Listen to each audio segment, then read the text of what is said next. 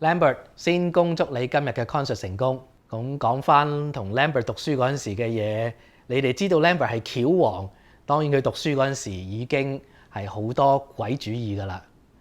我哋讀書嗰陣時咧，聖誕節就有個聖誕 party， 我哋要請啲女同學做我哋 partner 嘅。咁我哋都要買翻一份禮物送俾我哋個 partner。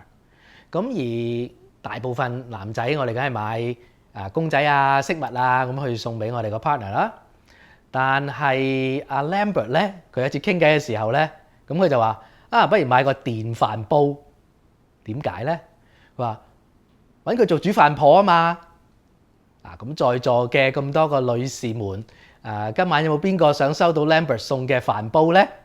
Lambert 佢最初開始音樂侍奉咧，就係喺我哋學校華人基督徒團契裏邊嘅詩班。當時 Lambert 同我咧都係一齊唱 bass 嗰 part 嘅。咁因為 Lambert 知道佢冇樂器嘅 background，所以咧佢係特別嘅用功。佢用好多時間去記音去練佢自己個 part。咁所以 Lambert 能夠唱到今日嘅成績咧，絕對佢係擺咗佢自己用咗好多功夫嘅。神對每個人嘅生命咧都有唔同嘅計劃，亦都有好奇妙嘅帶領同埋恩典。我哋一班人咧好多年前喺香港過嚟，咁喺同一個學校認識，變成好朋友。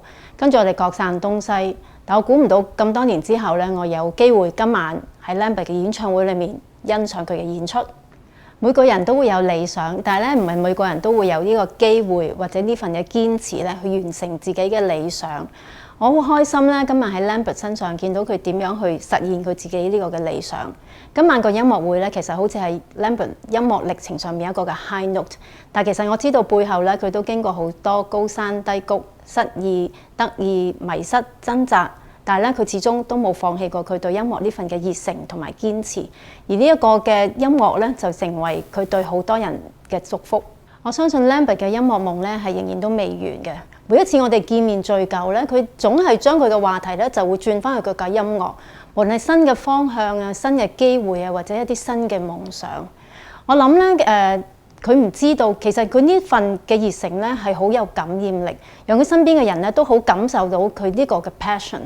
我知道咧，今晚呢個音樂會咧，其實唔係佢音樂侍奉一個句號，而係咧佢仍然有好多機會咧，係為神去做好多音樂嘅夢，去成為係別人嘅幫助。